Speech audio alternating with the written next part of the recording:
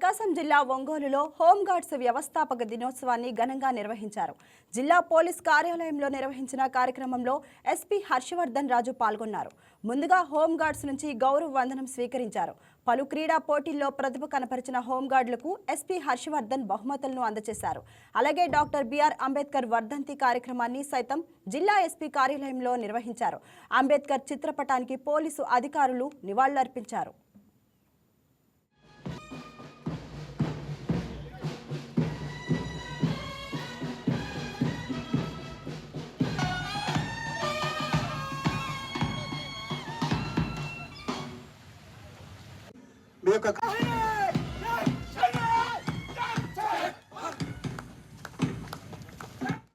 ఈ వీడియో మీకు నచ్చినట్లయితే లైక్ కొట్టి షేర్ చేసి మా వైకే టీవీ ఛానల్ని సబ్స్క్రైబ్ చేయండి.